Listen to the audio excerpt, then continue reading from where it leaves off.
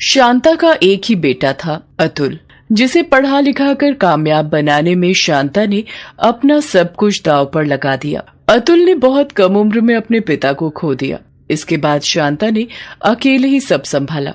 अतुल को पढ़ाने के लिए शांता ने अपनी पुश्तैनी जमीन और अपना घर तक बेच दिया और वो खुद लोगों के घरों में काम करके गुजारा चलाने लगी। शांता के संघर्ष को अतुल भी खूब समझता था, इसीलिए उसने भी कभी मेहनत से परहेज नहीं किया और आखिरकार उसने शांता के सपने को पूरा कर ही दिखाया।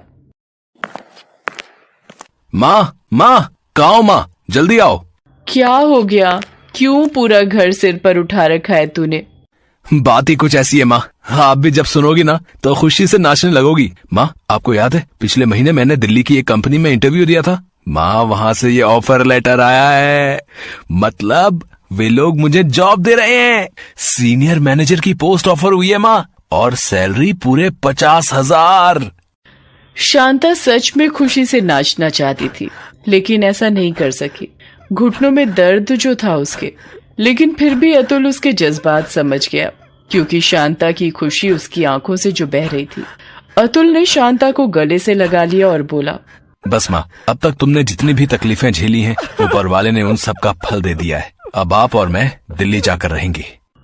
नहीं बेटा, अभी तू अकेला ही जाकर पहले नौकरी शुरू कर, अच्छे से सारा तालमेल बिठा ले, फिर आकर ले जाना मुझे। ठीक है माँ, लेकिन आप मुझसे वादा करो कि जब तक मैं आपको लेने नहीं आता आप अपना ख्याल रखोगी, ज्यादा काम नहीं करोगी, और मैं हर महीने आपको पैसे भेजता रहूंगा। हाँ, ठीक है। ये सब छोड़, अब मुझे जल्दी से बांके बिहारी जी के मंदिर ले चल। ये सब उन्हीं की कृपा से हुआ है। मंदिर जाकर प्रसाद चढ़ाना है मुझे। हाँ माँ, चलो चलते हैं। कुछ ही दिनों में अतुल दिल्ली आ गया। बहुत कम दिनों में ही उसने अपने व्यक्तित्व की छाप पूरे ऑफिस में छोड़ दी। हर कोई उसे पसंद करने लगा, खास तौर पर शमिता, जो कंपनी के मालिक की इकलौती बेटी थी और अपने पापा की जगह उस कंपनी को संभाल रही थी।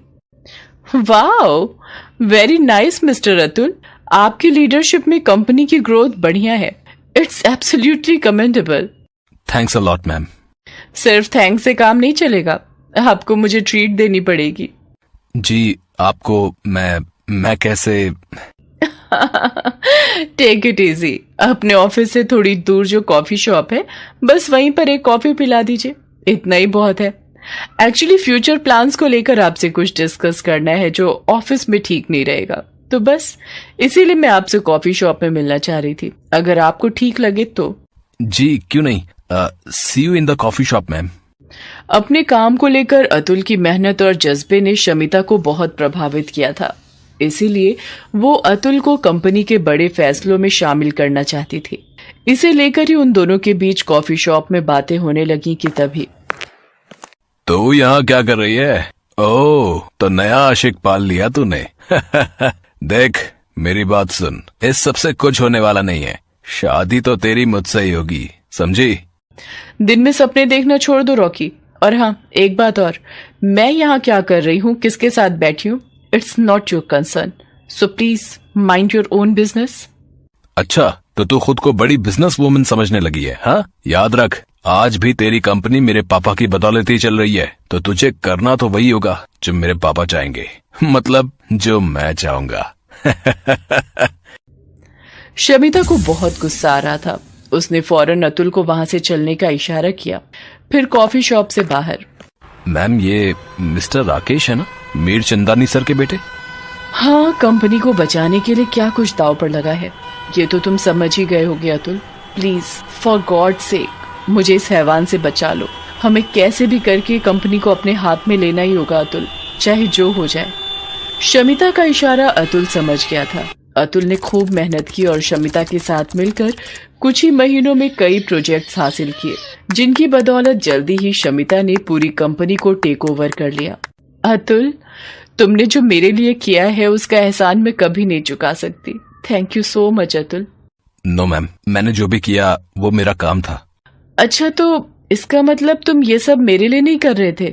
फिर मैंने जो हमेशा तुम्हारी आंखों में देखा वो क्या झूठ था? जी मैम, आप क्या बोल रही हैं? मैं कुछ समझा नहीं। अतुल की आवाज में घबराहट थी। मानो शमिता ने उसकी चोरी पकड़ ली थी। फिर शमिता ने बड़े ही प्यार से उससे कहा, ओ अतुल, अब कुछ भी छिपाने की जरूरत नहीं। सच तो ये है कि मैं भी तुम्हें पसंद करती हूँ, शायद तब से जब से तुम्हें पहली बार देखा था। लेकिन हमारा मेल नहीं हो सकता मैम, हम चाहें तो भी नहीं। पहले तो तुम मुझे ये मैम कहना बंद करो और मुझे बताओ कि दिक्कत कहाँ पर है। मैं तो अपने पापा को आसानी से मना लूंगी। अतुल अपनी बीती जिंदगी और अपनी माँ शांता के बारे में शमिता को सब कुछ बताता है, जिसके बाद शमिता अतुल से कहती है, बस इतनी सी बात, तुम टेंशन मत लो अतुल, मैं एडजस्ट कर लूंगी। तुम तो बस जितना जल्दी हो सके मुझे आंटी से मेरा मतलब है कि मॉम से मिलवाने ले चलो। शमिता की बात सुनकर अतुल को बहुत अच्छा लगा। सच तो यही था कि वो भी शमिता को पसंद करता था। 2 दिन बाद वो शांता को दिल्ली ले जाने के लिए अपने गांव जाने ही वाला था, तो वो शमिता को भी अपने साथ ले गया। शमिता को देखते ही शांता सब कुछ समझ गई। माँ, ये शमिता है, वैसे तो मेरी बॉस है, लेकिन बस तू चुप रह। आओ बेटी, ये तुम्हारा ही घर है। नो मॉम, हमारा घर तो दिल्ली में होगा, जहाँ हम तीनों साथ में रहेंगे। दिल्ली की सबसे बेस्ट सोसाइटी में 4 BHK लिया है पापा ने मेरे लिए, मतलब हम सब के लिए। आप तो बस जल्दी से हमारे साथ चलिए। शांता कुछ कह न सकी, पर उसे बदलते हालात के साथ साथ बदलती सोच भी साफ दिखाई दे रही थी। पर वो ये भी समझ रही थी कि शमिता के साथ अतुल की खुशी जुड़ी थी, इसलिए उसने कुछ नहीं कहा और वो अतुल और शमिता के साथ दिल्ली आ गई। कुछ ही दिनों में अतुल और शमिता की शादी भी हो गई। शांता बाहर से तो खुश थी, लेकिन